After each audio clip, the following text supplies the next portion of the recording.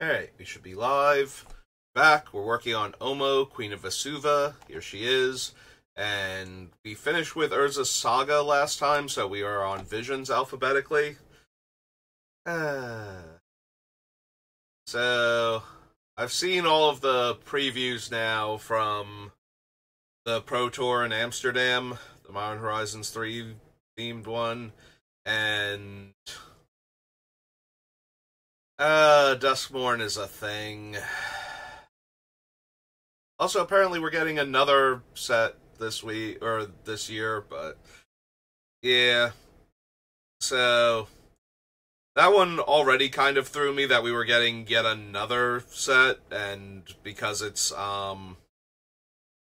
meant to be like a core set, but it has something like 150 or so new cards in it, so that means I still have to get it, but it also means that there are going to be tons of cards I don't want from it, because I already have them. But there's enough new stuff that I kind of need to get the new stuff to maintain my collection, so that's annoying. And I do not care for the bulk of the aesthetic. Actually, maybe not even the bulk. There's enough of the aesthetic of Duskmorn that I do not care for. This is the most Universes Beyond looking actual Magic set we have gotten yet. Just the art and the style and a lot of the things just feels very not Magic, honestly. Like, some of it does. Some of the monsters, some of the survivors, but there's literally, like, one of the cards that they chose for the showcase, it's like a spell that, it's one of the Raise Dead cards or something, and it's just like the monster is grabbing somebody by the ankle, and they're clearly wearing sneakers. And it's just like, this looks like artwork from another game used on your custom Magic card type of thing. Like you took the cover of a Goosebumps book and made it made the artwork on a Magic card type of deal, and it just does not look good at all. Like, the heroes looking like a bunch of rejects from a Ghostbusters spin-off is not helping me feel enamored to a set that otherwise would be something right up my alley. I've actually run more modern horror campaigns using D&D systems than I have run actual, like, regular D&D campaigns. So, I am all for the horror aesthetic in my Magic the Gathering thing, but there's something about seeing, like, sneakers and jeans and TVs and things like that on what are supposed to be real Magic cards that exist in the Magic multiverse, given the aesthetics of every other set leading up to this, that just make me go, yeah, no, we should have left this playing in the Blind Eternities. Can we have, like, one of the Eldrazi show up and eat it already? Like, this feels very out of place. Like, you could have gone way past this into actual sci-fi, and it would have felt less out of place. Like, full-on spaceships and, everything like that would have, like, Star Wars definitely would have felt less out of place. Star Trek probably would have felt less out of place, like that level of science fiction. Like, Star Wars is just fantasy with sci-fi trappings layered over it. It's fantasy and westerns a lot of the time, if you actually look at it. So, we could have gotten away with sci-fi more readily than we could have gotten away with this, like, 80s, 90s horror aesthetic that they went for. Like, that one's, like, I lived through those. I was born in the 80s. I grew up in the 90s, we've done this, I've had this already. This is the most mundane-looking Magic plane ever. And that's not... I don't know. It started with Kaladesh and cars, basically. Like, but even then, it didn't look like a car. You know, it looked like one of those concept cars that you would see at like auto shows that they probably don't even actually make a physical one of, or maybe they make like 5 or 10 of them and it's a super rare collector's item. Like, they look more like that than they did actual cars. And then New Capenna went with its like Roaring '20s America aesthetic, and Thunder Junction has like its 1800s cowboy aesthetic, and those are still close enough. Like I said, Star Wars is like 50% fantasy, 50% like Western genre, but with sci-fi stuff layered over it, so making a Western still feels a little bit like Magic, but this one just feels like, it feels like a Universes Beyond set that's not actually based on a pre-existing property. Like, that's what it looks like, and I do not care for it aesthetically because of that. At least the ones that, like, drive that home for me. Like, some of the monsters and everything look fine, some of the settings look fine, like the land cards, the double face, what look like they're going to be the double face lands that they showcased, for the most part, look fine.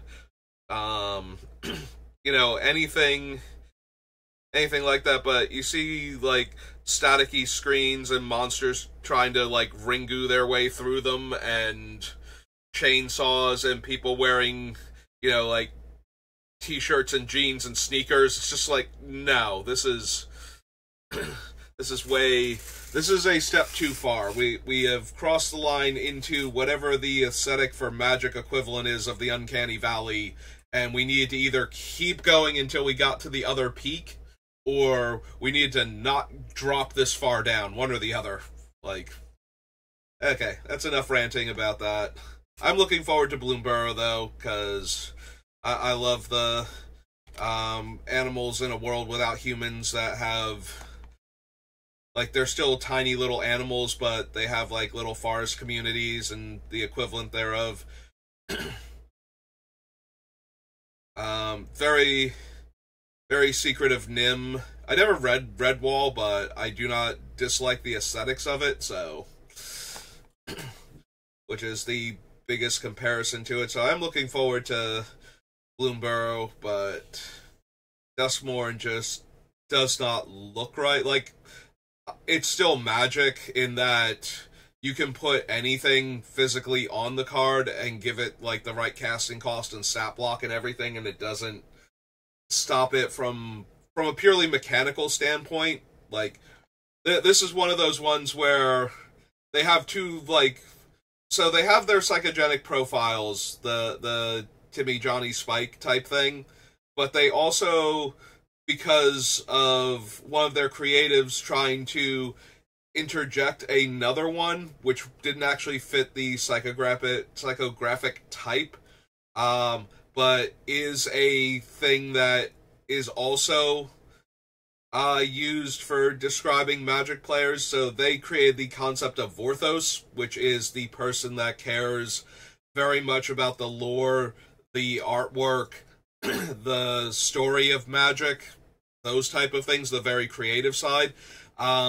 So to counterbalance that, they also have what they call at the time Melvin, I believe, is the other half of that duology, which is the idea of caring about the game from a mechanics and like a purely the game, like the game and the metagame, without concern for anything about the aesthetics. Like, if they had no artwork, the only problem is you would not be able to readily identify the card immediately. Like, they care more about the mechanics of the game and the function of things and how the pieces work together, more so than they care about things like story and artwork. And obviously everybody is kind of a mix of all of these things. Like, nobody is purely one or the other, but Duskmourn is definitely a set where I have to lean harder into the Melvin parts of my personality than the Vorthos parts, because of the way it looks. in order to enjoy the game with it. Which is kind of disappointing. I prefer when both sides get fed pretty well. I think I do lean slightly more out of that dichotomy towards the Melvin side, in that while I do like cards, and I do appreciate when they look cool, and I like the story and everything, at the end of the day, I'm here to play a card game, and I care more about the mechanics and the way the set plays. Like, you could have a set that is just dripping with awesome flavor and plays very poorly, and I will not like the set very much because of that. Whereas you can have a set that plays exceedingly well and just feels wonderful to play with, and I can ignore the things that I don't like about it aesthetically. I think a good example of that is original Kamigawa played very poorly and was a very underpowered set, but had a lot of cool flavor going on. And to bring up one of the sets that has, like, closer to a modern, like, a more modern aesthetic feel, and therefore feels like it's drifting away from core Magic, I very much enjoyed Outlaws of Thunder Junction. I thought the set played very well as a limited set, and I enjoyed drafting it, and that one has a whole lot of cowboys on horseback with Magic equivalent of guns, doing Wild West things, and trains, and that sort of thing, but it played very well, and I did like that, so that might be a good way of looking at that. But anyway, I've been rambling for like 12 minutes now, and we haven't even started, and we are going to push through and finish, I believe, today, like, finish the card selection, so.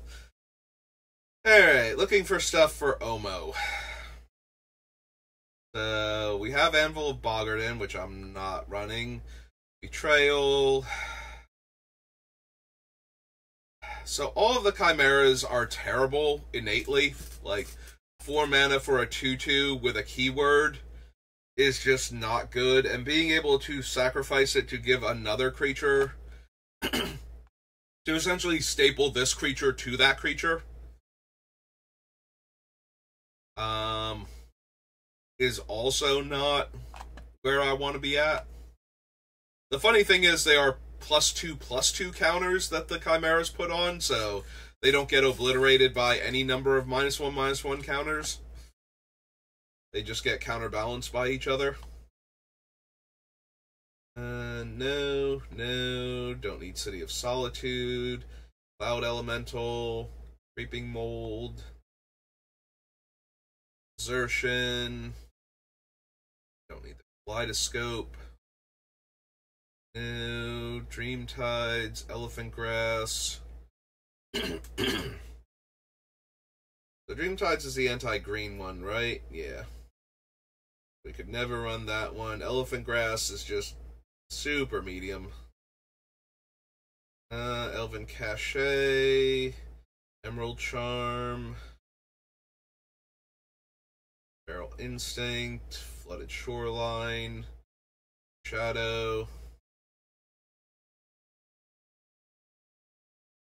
Gives Vigilance, so no. Like, even the flying one is just so mediocre. 4 mana to make a 2/2 flyer that, as long as it doesn't get killed by something with split second, dies to give one of your other creatures permanently +2/+2 in flying, would already not be a great card. The fact that you have to sacrifice it so you can't, like, trade in combat with it or chump block with it against, like, something with trample and soak up the 2 damage first is just extra icing on this already terrible cake.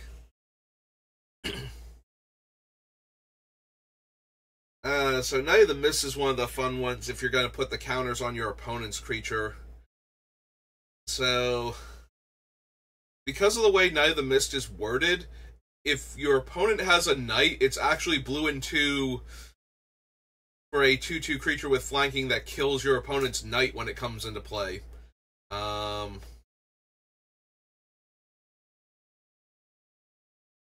Which makes it a very weird creature in blue. The idea was that you would have to kill your own knight, but they printed so many knights that were playable in Mirage block that it was actually a Flametongue Kavu instead of a creature with a drawback most of the time. And the fact that you could pay a blue to not have to kill your own creature, where Flametongue Kavu did not have a buyout for it dealing damage to itself if it was the only creature in play, is kind of silly. Especially since a 4-mana 2/2 with an ability is not completely unplayable in this era in Magic, like when it was printed. Leadbelly has Trample, still not good enough. Don't need the Lycanthrope. Mana War, Mortal Wound, Mystic Veil. I don't think we need Natural Order. We need to sacrifice a green creature. We need to tutor a green creature, and a lot of our scary stuff is colorless, so that feels like a not great use of our card. Panther Warriors, Phyrexian Walker, Pygmy Hippo. Alright, land becomes a 2/2. Rainbow Efreet, River Boa.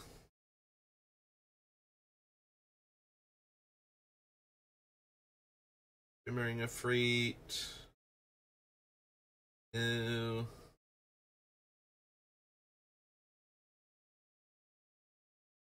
No. Excuse me. Teferi's Realm, 3 Wishes. Tide. There's the Tin Wing Chimera, which, again, I still don't think we're running, so I don't need Undo, Vanishing, Vision Charm, Warthog, Waterspout Djinn, and Windshear. Alright, so that was Visions. Visions begets War of the Spark, Warhammer,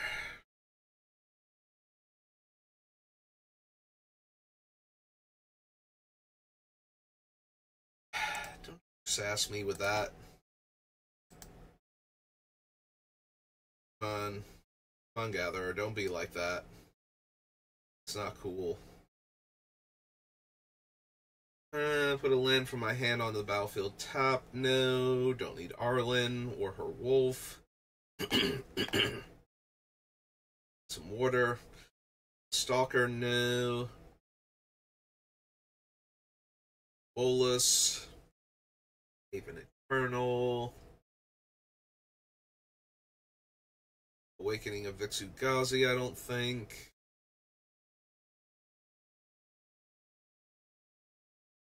Together. Bioessence Hydra, no. Loom Hulk, no. Bond of Flourishing.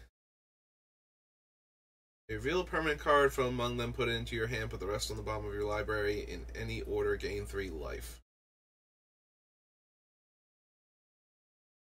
Bond of Insight, no. Callous Dismissal. Centaur Nurturer. Challenger Troll.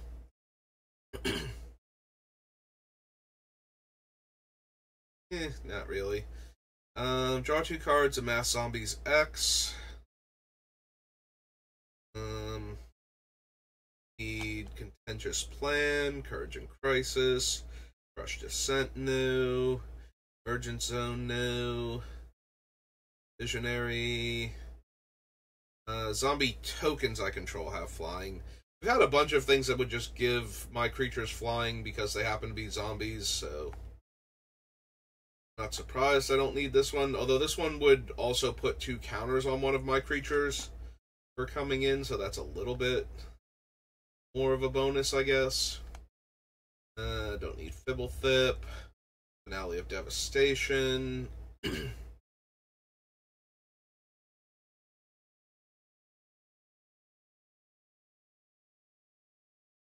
X is 10 or more creatures you control get +X/+X and gain haste. Valley of Revelation.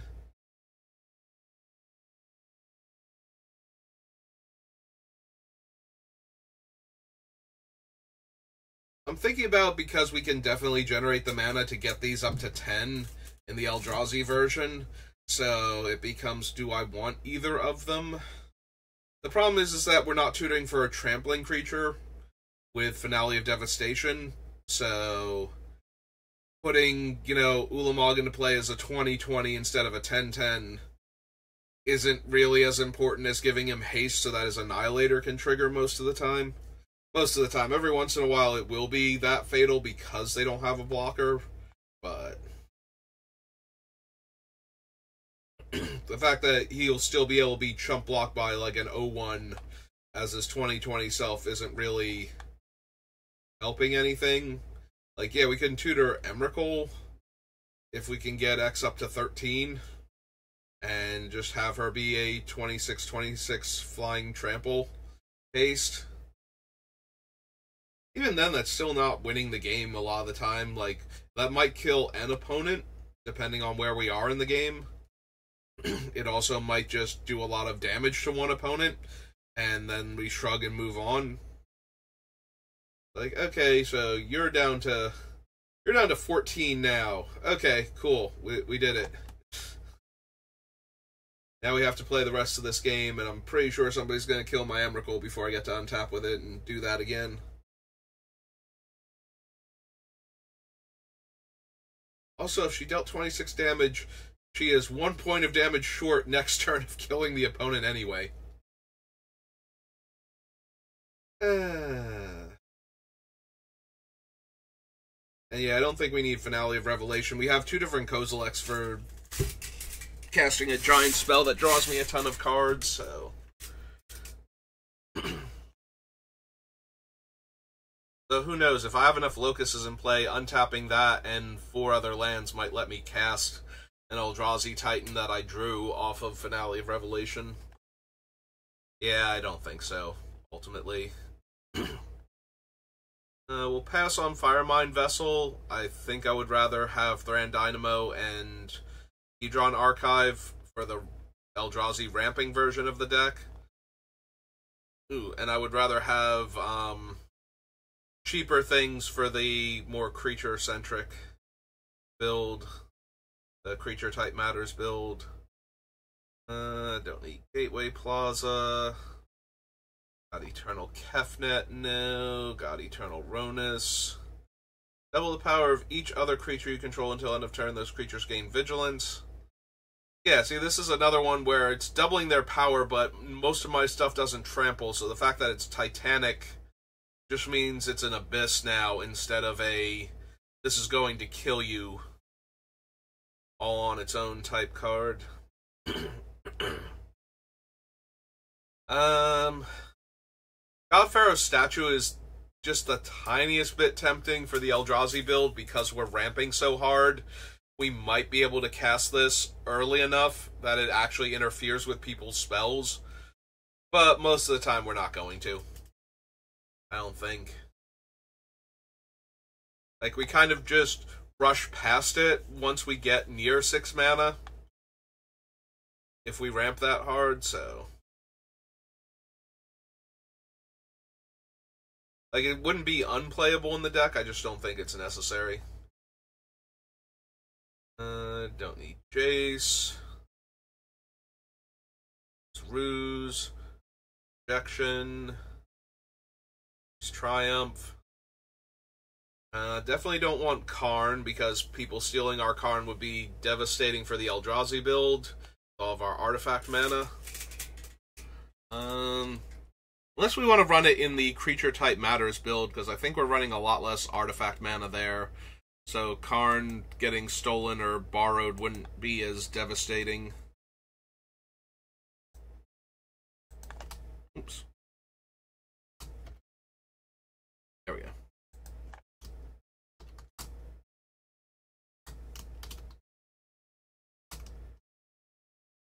It's 4, right? Yeah.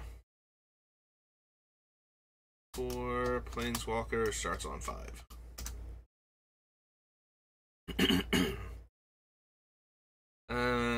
Don't need Kasmina.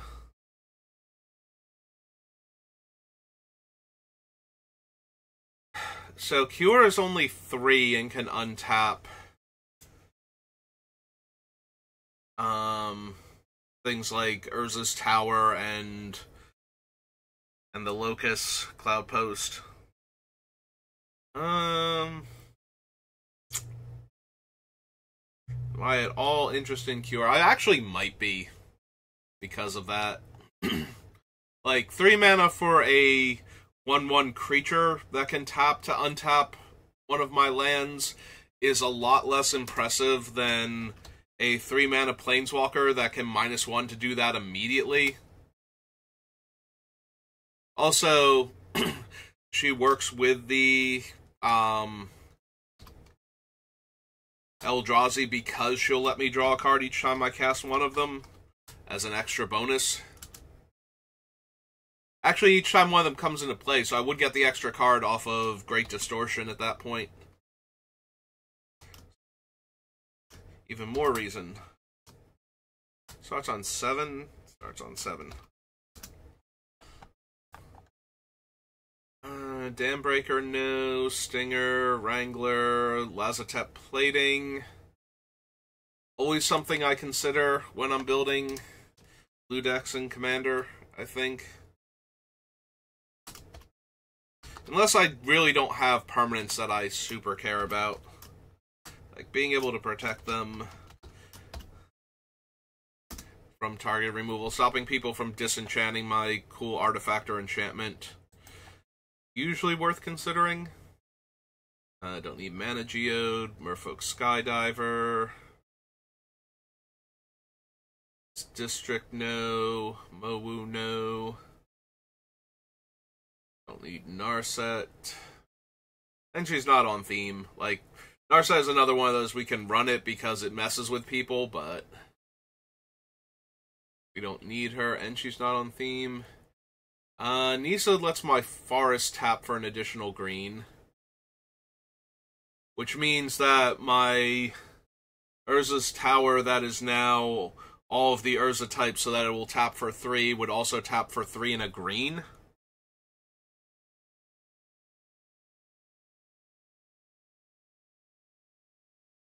I don't know. I've passed on a few other similar cards already that let my land tap for extra mana. Yeah, we probably don't need Nisa.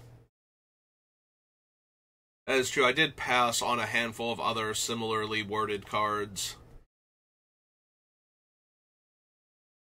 Create a 2/2, return a permanent from my graveyard to my hand, proliferate, gain 4 life. No. Relentless Advance, no. Rescuer Sphinx. Rolisk.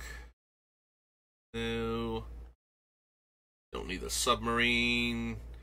Snare Spinner, Spark Double.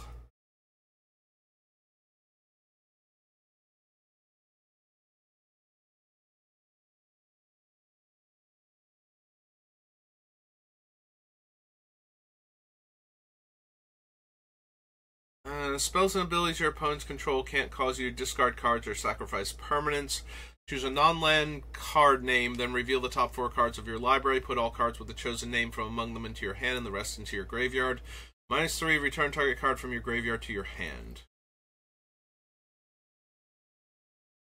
Probably not. Time Twist, no. Ugin. Yeah, we can probably make room for Ugin.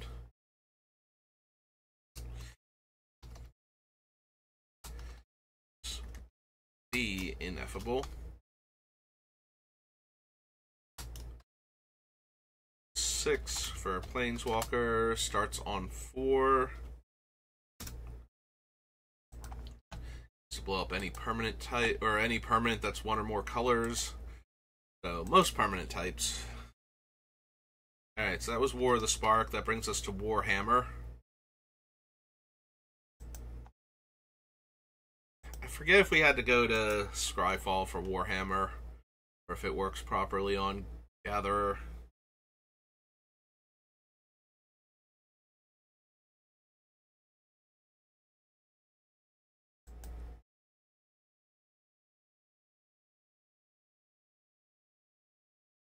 Alright, whenever a creature attacks you, it gets -1 power. Whenever it attacks an opponent, it gets +1 toughness.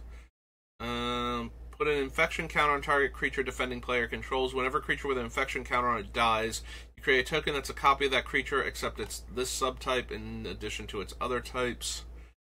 Flying and Cascade. When it enters the battlefield, draw 3 cards. It's a 7-mana, 6/6 Flying Ward 3. Flash Squad enters the battlefield, draw card. Enters the battlefield, counter target instant sorcery, activated or triggered ability. Flying deals combat damage to a player, draw card. Enters the battlefield with counters on it. When X is 5 or more, I draw a card, is the Ravenous. Trample. Whenever deals combat damage to a player, destroy target artifact or enchantment that player controls. One may have any color. If this mana is spent to cast a creature spell, that creature enters the battlefield with an additional 1/1 counter. Attacks, put 4 counters on it. Distribute X 1/1 counters among any number of other target creatures you control. Each creature you control gets +1/+1 for each +1/+1 counter it has. Another creature dies, put a 1/1 counter on this, remove 3 counters, add X mana of any one color. It's an additional cost to cast the spell. Remove a number of 1/1 counters from among things I control. Cost 2 less for each counter. Vigilance Reach, Ward 2, can't be blocked by creatures with power 2 or less. Whenever a land enters the battlefield under your control, you may pay 2 and a green. If you do, return this from your graveyard to your hand. Enters the battlefield. If a creature entered the battlefield under opponent's control this turn, create a 3/3. Trample. Basic lands you control have tap, add 2 colorless. Spend this mana only to cast costs that contain X. The creatures you control have trample. Enters the battlefield, create a 5/5. Beginning of your pre-combat main phase, you may discard 2 cards to return it from your graveyard to your hand. 2 1/1 counters on it. Whenever it attacks, you may remove a counter, search for a basic land. Search your library for up to X basic land cards, put them onto the battlefield, tap, then shuffle.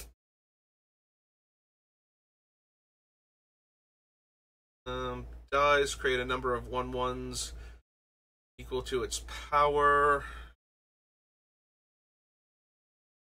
Deals combat damage to a player, create that many 1/1s. All lands have tap, add 1 mana of any color, and lose all other abilities. No, you go away. Create a 3/3, or for a creature token. Create a number of 3/3s, equal the number of opponents you have. No. Creatures you control with counters on them gain hexproof and indestructible. Beginning of your end step, if a creature entered the battlefield under your control this turn, create a 1/1 with flying. This thing has flying. Exile target player's graveyard, put a 1/1 counter on it for each creature exiled this way. Enters the battlefield, target creature attacks target opponent this turn if able. Does have flash. Attacks, put a 1/1 counter on it and a 1/1 counter on up to 1 other target attacking creature. That creature can't be blocked. Or another control deals combat damage to a player, create a 1/1 with flying. That is that creature type. Has evolve. Other creatures you control have evolve. Flying, death touch, hexproof. Enters the battlefield, exile target player's graveyard. Takes the 1/1 colorless insect tokens with flying. Non-token artifact or vehicle enters the battlefield, you draw a card. Yeah, these are all the artifacts from the mono black deck, which care about things dying and coming back, and being artifact creatures in the first place. Which is not something my everything counter can actually do to my stuff, so probably don't need any of them.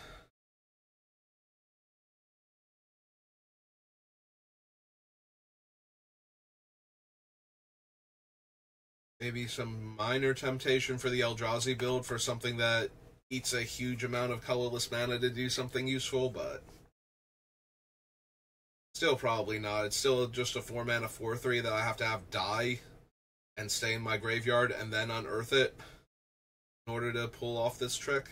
So I think I'd rather just have a card that destroys non-land permanents, or any permanent, right, Karn? Just spend 4 more mana, get Karn. Seems better.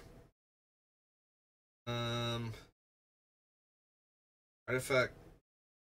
Or as long as you control your commander, activate abilities of card. Activate abilities. Yeah, I don't know why I read that as artifact. Activate abilities of cards in your graveyard cost 2 less to activate.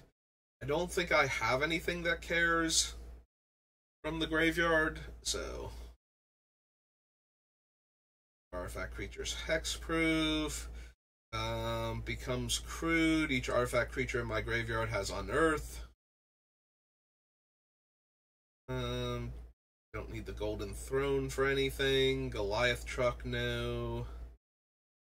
Visitor's Rosette, no. Knight Paladin. Monolith. Flying and Indestructible. The vehicle, though. Eternity Gate attacks, mill 3 cards. For each creature milled this way, make a 2/2. It has crew 4. Creates a 2/2.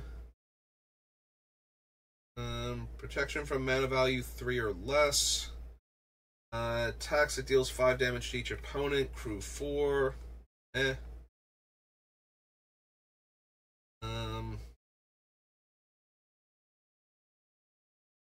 Yeah, I don't need...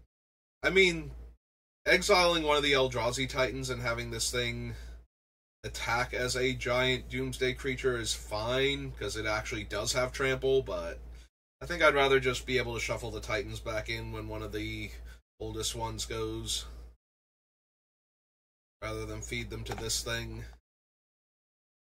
Has lifelink. When it dies, return that card to the battlefield under its owner's control at the beginning of the next end step. Enters the battlefield, create 2 2/2s with vigilance. Whenever it attacks, creatures you control gain flying. And a land. Okay.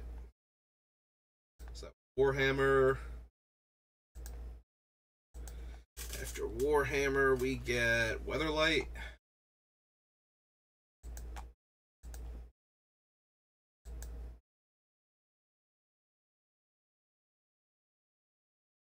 I don't need Abduction, Door, Aberoth, Ancestral Knowledge, Apathy, Arctic Wolves, Argivian Restoration, Marishi, Blossoming Wreath, Bosium Strip, Briar Shield, no, Wild, think so.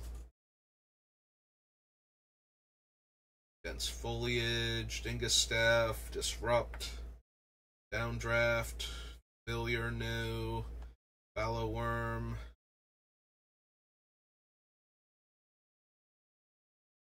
don't need Familiar Ground, Flux, Fog Elemental, sacrifice a forest, put a 2/2/2 counter on, activate only if it entered the battlefield this turn. Think so. Blessing, no. No. Pay any amount of mana, and that player gets 1/1 squirrels. Behemoth, Druid. Druid's a tiny bit tempting if I can turn enough of my lands into forest, but it's still just a one-shot mana ramp, so probably not in the long run. Lotus Veil, Mana Chains,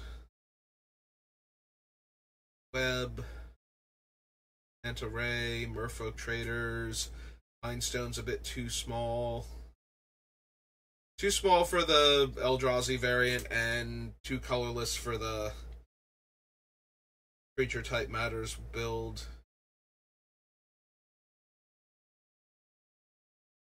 Noble Benefactor, Ophidian, Paradigm Shift, Pendril Mists, Phantom Warrior, Phyrexian Furnace, Psychic Vortex, no. Relearn, don't need Rogue Elephant.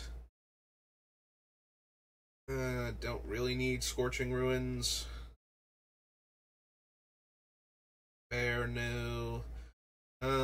Exile it, then return another target creature from your graveyard to your hand. Nope. Fairy's Veil, Thran Tome, Touchstone, no. Tranquility, no. Hobby of Freet, no. Tap all creatures I control, no. Nope, okay. Weatherlight. Welcome decks. Wilds of Eldraine.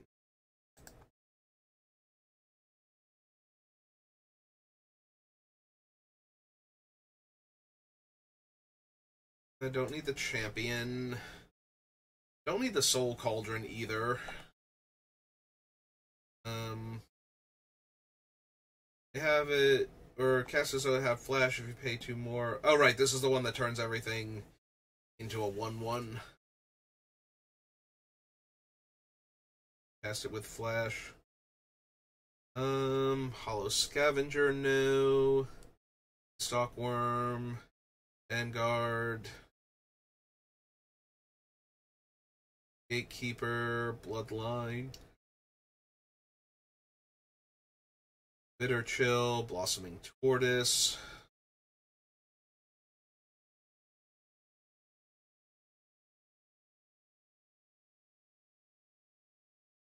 Bramble Familiar, I don't think. I forget if Bramble Familiar casts the thing with Fetch Quest, we'll have to see. If it casts it, I might be interested, but probably not still. Aquatic Alchemist, Candy Trail, Somnophage, Chancellor, Vault, Ventress, to the Werefox, Attendance,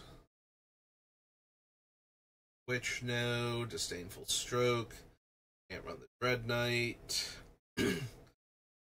Don't really want Elusive Otter, I don't think. One or more artifacts enter the battlefield under your control. Put 2 1/1 counters on it, and enchantments make me draw a card, both only once per turn.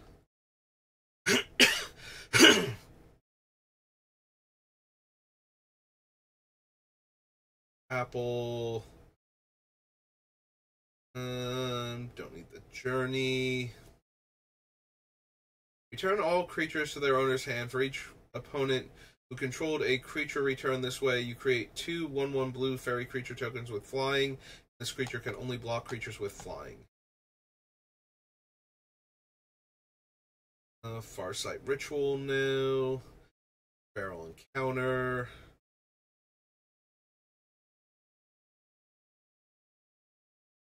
Mill 7 cards and put a creature, enchantment, or land from among them onto the battlefield. Okay, so it does not cast them. Don't need Prankster. Adwick's First Duel. Vanek Giant, no. I think we need the Virtue of Strength. Have to double check it, because it does multiply mana production, which is tempting with this deck, but again, there have been a bunch of cards that were tempting because of that, but by the time we get to the mana necessary to cast them, it might not even let me cast 2 Eldrazi Titans in the same turn if I had them. Probably would, but it would be close. You know, it's like 7 mana.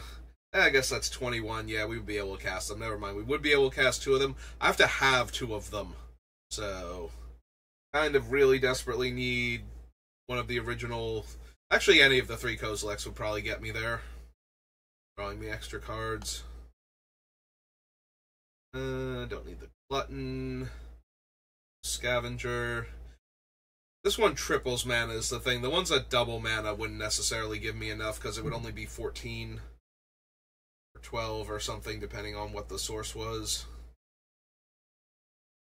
So it's basically just this one and the Nyxborn or Nyxbloom Ancient. I don't need the Crown of Winter. I don't need Prodigy. Bay Court. Intrepid Truffle Snout. Stopgap, no. Ambush, Living Lectern.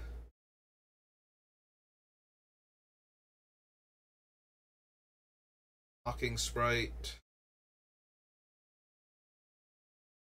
Sweet's Revenge. Can't run Picnic Ruiner. Don't need the Beanstalk Worm. Provision Merchant enters the battlefield, create a food token. Whenever it attacks, you may sacrifice a food. If you do, attacking creatures get +1/+1 and trample. Can't run Ginger Brute. Questing Druid. Genealogist or the Vanguard. Alright, what does Beanstalk do again? It becomes a 5/5, and whenever it attacks, up to 1 target creature has base power and toughness 3/3 until end of turn. Think so. Return from the Wilds, Root Rider Fawn, Rowdy Research.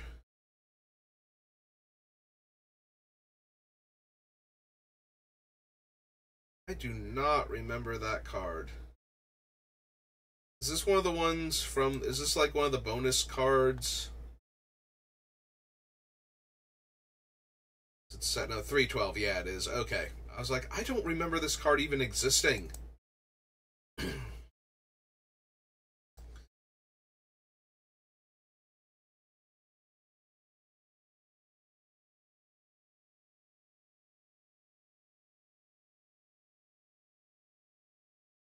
Sleight of Hand. Snare Master Sprite, no. Don't really need Spell Stutter. That thing. Splashy Spellcaster. Giant, no. Stormkeld Prowler. Vanguard. Pixie, Succumb to Cold.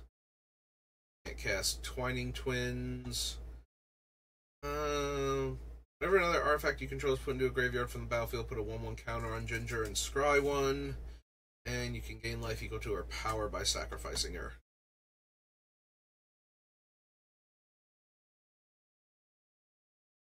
I don't need Lookout. Tempest Heart. It's Tome Seeker. No. The Goose Mother. Enters the battlefield with X/1/1 counters on it. Enters the battlefield, create half-X food tokens. When she attacks, you may sacrifice a food. If you do, draw a card. No. No, I don't think so. Huntsman's Redemption. Ironcrag, Thunderous Debut. Top 20 cards of your library, reveal up to 2 creature cards from among them. If the spell is bargain, put them onto the battlefield. Otherwise, reveal cards into your hand, then shuffle. Admirer, don't need Tough Cookie. Add blue and green, spend this mana only cast spells with mana value 5 or greater, or spells with X in the mana cost. And blue tap.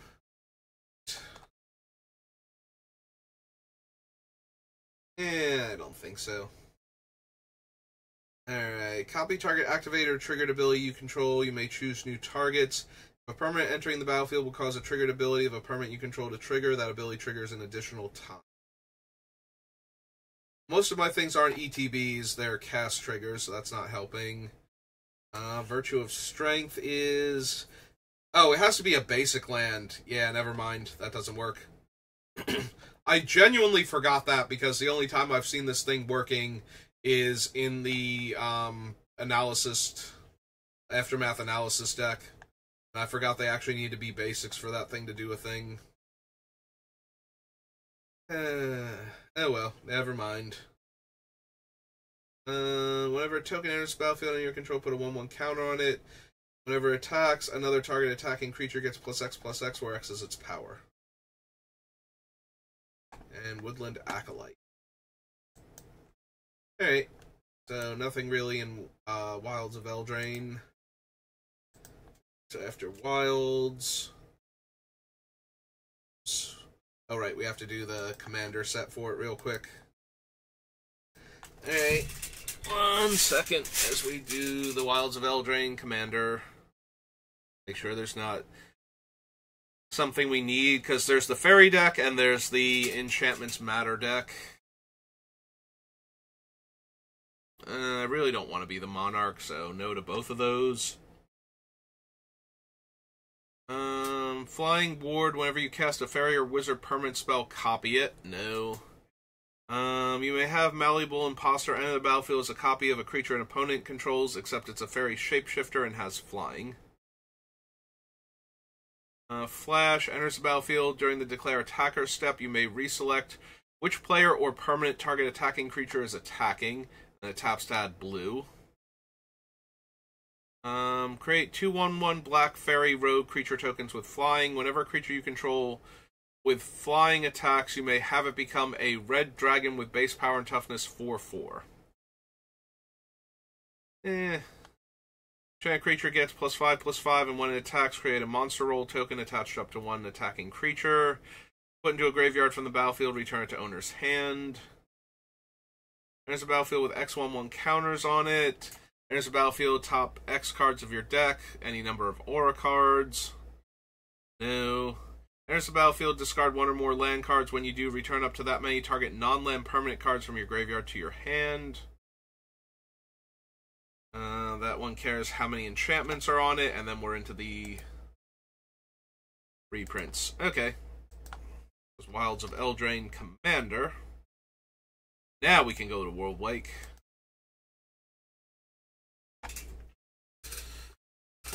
Alright, World Wake, do you have anything interesting for me?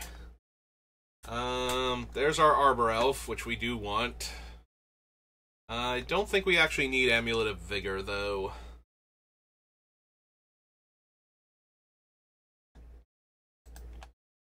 Yeah, we'll go to World Wake.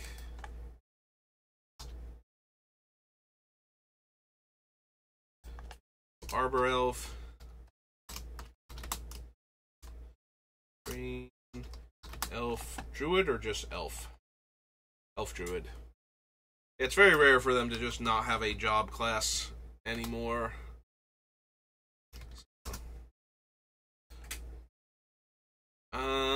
Create 0/1s. Whenever a land enters the battlefield under your control, you may put a 1/1 counter on each plant creature you control. So not only does it buff its other creatures, but it will buff all of my everything creatures too for landfall. That might actually be worth it for the creature creature type matters. Like, it gives me more bodies that I can put the counters onto if I don't have other things. But it also buffs up the ones that already have the counters on them, so.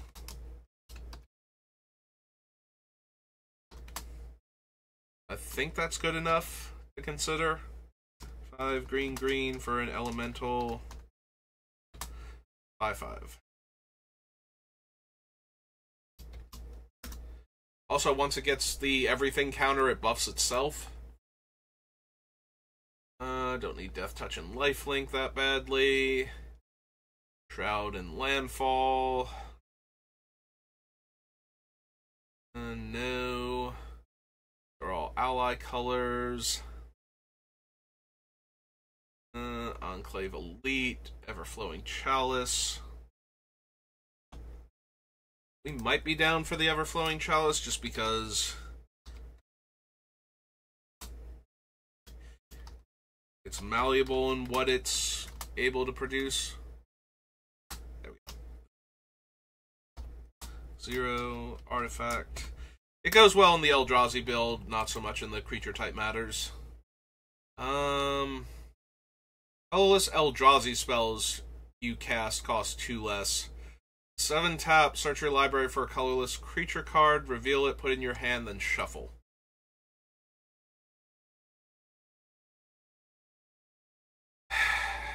So it wouldn't count as a land. And that's still really, really hard to tutor and cast the big creature in the same turn. We're looking at, like, I don't know, 15 plus mana? Like, I guess 13 plus if I wanted to just tutor up, like, Wormcoil Engine or something. But yeah, we're looking at, like, 15 plus mana to get something with an Annihilator trigger or cast trigger that blows things up.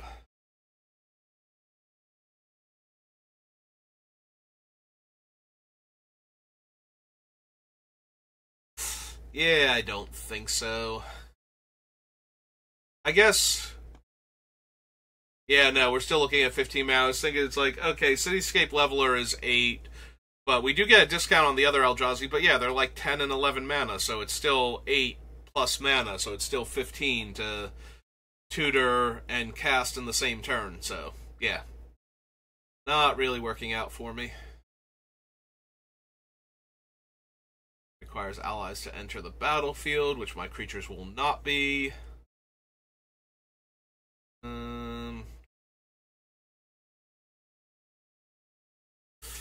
Ooh, Harabaz Druid tapping for like 3 to 4 mana. Maybe? Kind of fits in the same category as the ones that care about the elves, so...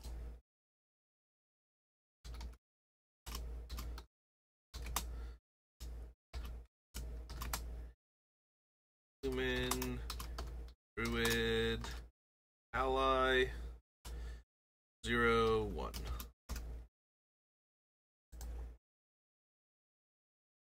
Jace the Mind Sculptor, Draga Warcaller. Yeah, I have to get the counters onto my other guys in order for the Warcaller to do anything. Probably not. Wari Shapeshifter is a really cheap clone with no drawback. I was already considering, what's its name? I think the one that if it's targeted it explodes, the illusion one. I'm blanking on its name right now, so maybe Wari Shapeshifter under the same principle.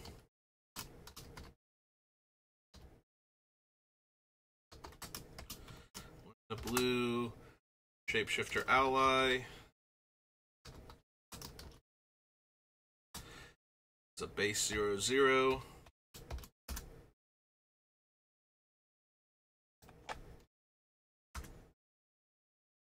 All better. Kite Sail, don't need Kalani Garden.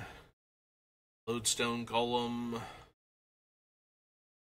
Omnath. Frost Trap. Quest for Renewal, no. Excuse me. Fury Merfolk, no. No. Vigilance, Spell Contortion, Stirring Wildwood, Strength of Tajaru. Do we want Terastodon in the deck where we're ramping? Destroy up to 3 target non-creature permanents. We might. certainly have enough creatures that outmuscle the tokens that it's probably still a doomsday thing to have it come down. 6 green green. Vent 9/9. Big old Ellie. Not a Dell, don't think so. Although we can forcibly give our opponents an island so that we can get through and steal like their soul rings and stuff. That might not actually be the worst, honestly, with how our commander works. It's still not great. It has to show up in the early game to really matter in either version of the deck, for the most part. I guess not. We could still steal decent artifacts in the mid to late game, but it mostly helps to steal their ramping artifacts early on and cast them, and just accelerate our mana that way. Alright, I might be down for Thada Adele, but I can see cutting her also. Thada... They spell Adele? A-D-E-L. Adele Acquisitor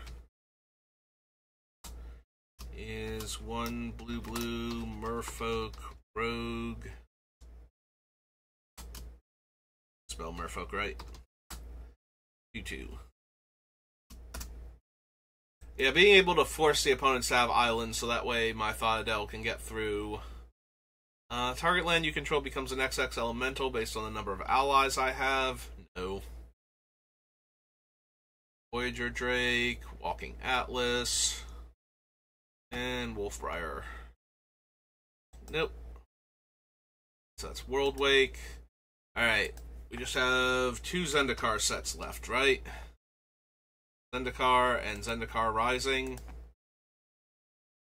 We have to glance at like the 2 unique cards from the Commander decks. Don't need Adventuring Gear, Refuge, Archive Trap, Ascension, Arid Mesa, no. That Trap, Landfall. Put all creature cards revealed this way into your hand and the rest into your graveyard, no. Beastmaster Ascension, no.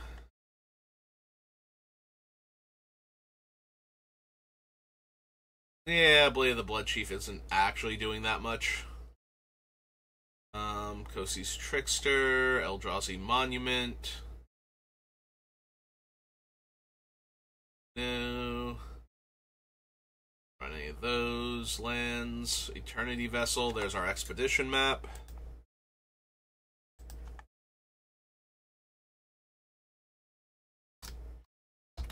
Alright, is it 2 to cast? It's 1 to cast, 2 to activate. I think it was only 2 mana to use Expedition Map instead of 3. I don't know. I don't play Tron. I could have sworn it was only 2 mana total to get your land. Did not realize it was 3 mana. Search your library for a basic land, put it onto the battlefield, tap, then shuffle. Gigantiform, Gomazoa, Grappling Hook.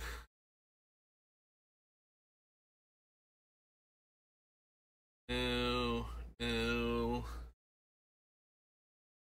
Hedron Crab, Hedron Scrambler, Oil. Allies you control gain Vigilance, no. Undo Refuge. The Kalani Gem, the Expedition. Lorthos the Tidemaker. Marsh Flats. Spell or ability you control counters a spell. You may create a 1/1 blue merfolk. Tap 7 merfolk you control to counter target spell. Yeah, no, never mind. I knew it was a lot, and I didn't think it would be viable, but I could not remember how many it actually was. It's our Misty Rainforest. Mindbreak Trap, Mold Shambler, Noda Nisa, Kurt Chosen, Oracle of Moldaya, always worth considering. It's 3 in a green for an Elf Shaman. 2.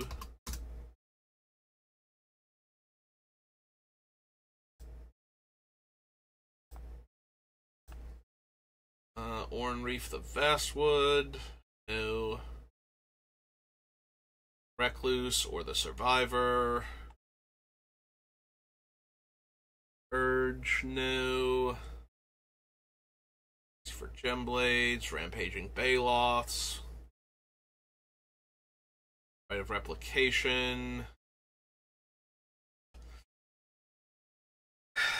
Do I care at all about Rite of Replication when most of my giant Doomsday Eldrazi are legendary? Because we can certainly get up to the 9 mana necessary to cast it. I just don't know if we can get to the 9 mana to cast it and have it actually be good at all. You know, assuming the target creature doesn't just explode immediately upon being targeted and result in the spell failing entirely. Yeah, we probably don't need Rite of Replication. Take our Scalding Tarn.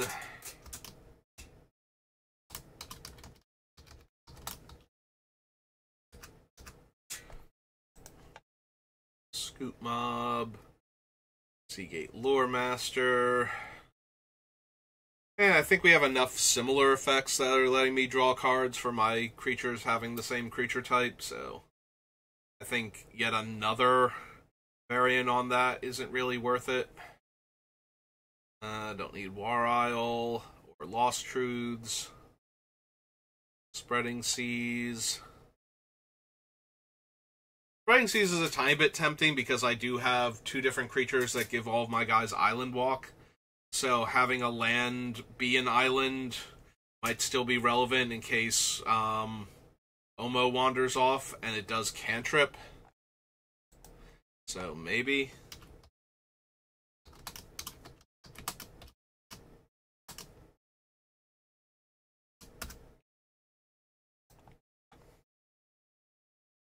I may put a creature card from among them onto the battlefield. No. Tangle Sap. Don't need the Archer. Era Stomper.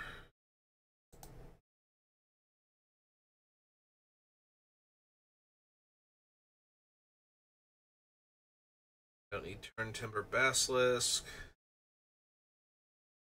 Ranger. Aura Raptor.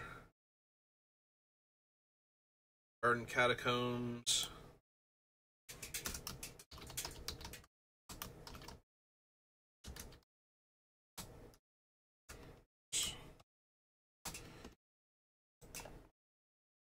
Vines of the Vastwood. Whiplash Trap. Rider Eel, no, and Zendikar Far Guide. Alright, one more. And eventually we get to move on to the actual, like, trimming down of the 2 decks.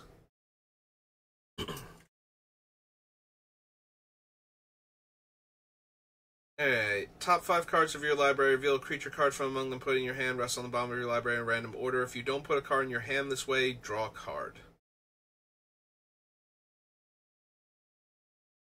Green Warden. Think so. Each equal number of lands you control. Non-token creatures you control are forest lands in addition to their other types. So the problem is if we turn them into forest lands, they stop being all creature types and just start being all land types with the everything counter on them. So I really don't feel like I have the land slots for the modal double face lands in this deck. Like, we already are running so many non-basics that I feel like we just do not actually have room. Wings, bubble snare. Scry X, where X is the number of creatures in your party.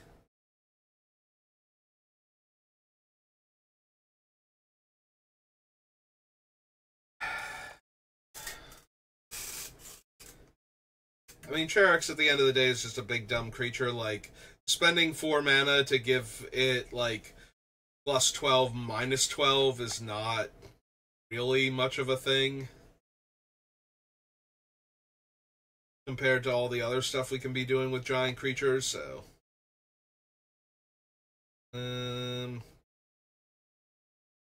We don't need Confounding Conundrum, and it'd be really bad if somebody stole it from us. Cast a kick spell, draw a card, then discard a card. Enters the battlefield, top 5 cards may reveal a card with a kicker ability from among them. No. Don't need Crideplate Baloth.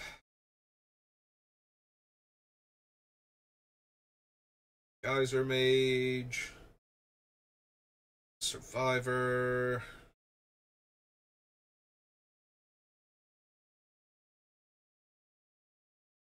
Yeah, there's some weird creature type matters among the cards in this set, but all those creatures you control get +2/+2. Whenever you tap a permanent for colorless, add an additional colorless.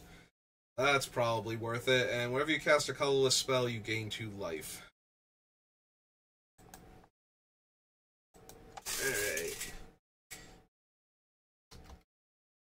Zendikar Rising.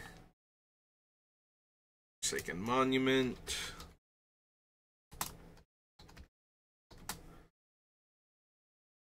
It's 5 for an artifact. Glacial Grasp, Blast Pool Mimic. Gnarlid Colony new. I need the blue or green inscriptions. 2/1/1 counters, gains X life, fights another creature. That costs 2 green and 3.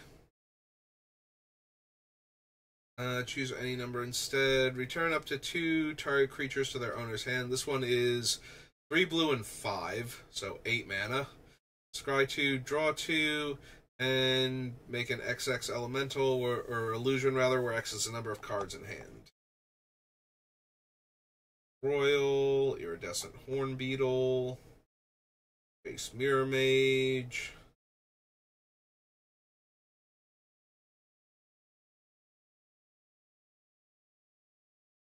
Raga Visionary.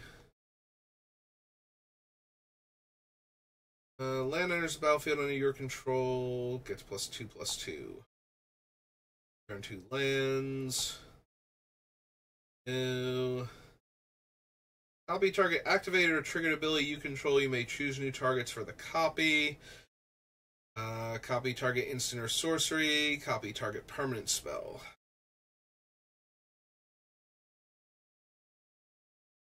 There's some minor temptation just to copy the cast triggers on some of the Eldrazi, but I think that's unnecessary at this point with this deck.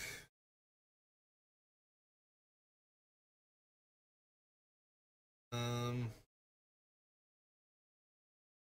don't need Dominion. Cacophony. Master of Winds.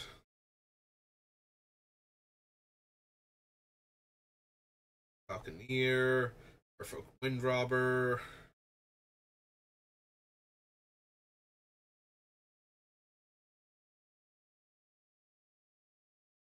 Construct, Nimble Trap Finder. Nimble Trap Finder can't be blocked if you had another Cleric, Rogue, Wizard, or Warrior enter the battlefield under your control this turn. Beginning of combat on your turn, if you have a full party, creatures you control gain. Whenever this creature deals combat damage to a player, draw a card until end of turn. Yeah, that's more card draw. It's more complicated to get to the card draw, and I'm almost never going to be able to make it unblockable. So, 1/1 counter on target creature you control. 1/1 counter on each attacking creature with a 1/1 counter on it. Rabid Bite, Reclaim the Wastes.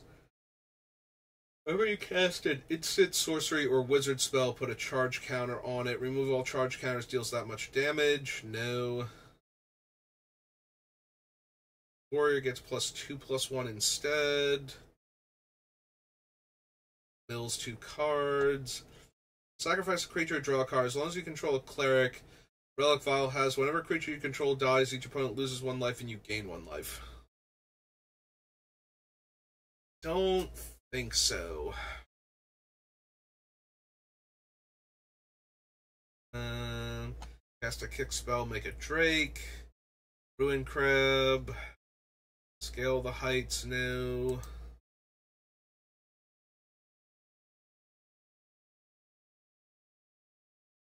Scoot Swarm, Seagate Colossus. Restoration. Stormcaller. No. Gets +1/+0 until end of turn and can't be blocked. This ability costs 1 less for each creature in your party. So it's blue to activate if I have 4 creatures in play with everything counters on them.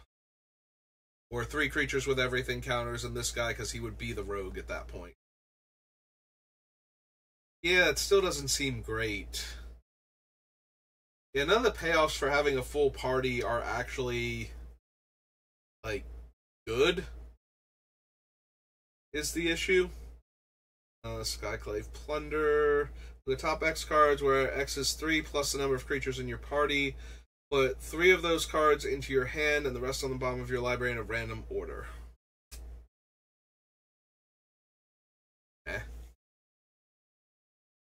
For land enters battlefield on your control. No. 2 1/1 counters on it. As long as it has a 1/1 counter on it, it can attack as though it did not have Defender. No. Spare supplies. Bring Mantle Cleric.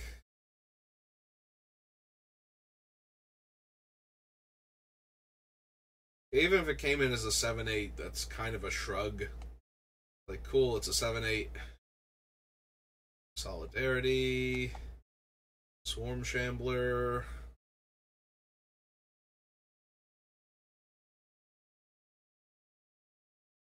No. Tajaru Blightblade. Paragon. So all of the creature types, if it was kicked, reveal the top 6 cards of your library. You may put a card that shares a creature type with it from among them into your hand. No. Aircaster. Hedron. Arbor Mage. Enters the battlefield. If it was kicked, return target instant or sorcery card. Skydiver. Ember Aesthetic. Eosis. Nope. Getting the distinct feeling I'm just not getting anything else from this set. This is the one that cares about Kicker, right? Yeah. Veteran Adventurer. Vine Gecko. Rider Wizard. Zulaport Duelist. Nope. Okay. Now I just need to look at, like, more cards. I think. So, Zendikar, Rising Commander. Alright. Well, we went almost 20 minutes over, but I spent like 12 minutes ranting about new upcoming Magic set, so I guess that's fine.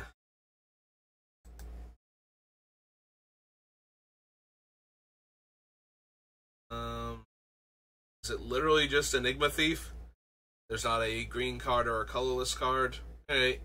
If dealt combat damage this turn with a Sphinx or Rogue, enters the battlefield for each opponent, return up to 1 target non-land permanent that that player controls to its owner's hand. I mean, a 4-mana 5/5 flyer that tempo plays all of our opponents is not terrible for the Creature Type Matters deck, but it's also not insane, so... Yeah, I suppose not. I don't think so, anyway.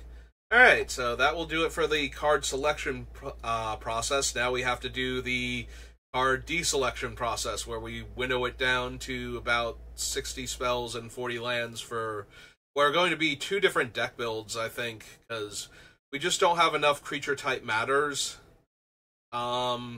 cards that would actually be good with the Eldrazi ramping, because our lands are every land type, and that lets us do, like, Locust and Urzatron shenanigans, so... But yeah, that'll do it for me for right now, so thank you for watching, and I will see you next time. Have a good rest of your day.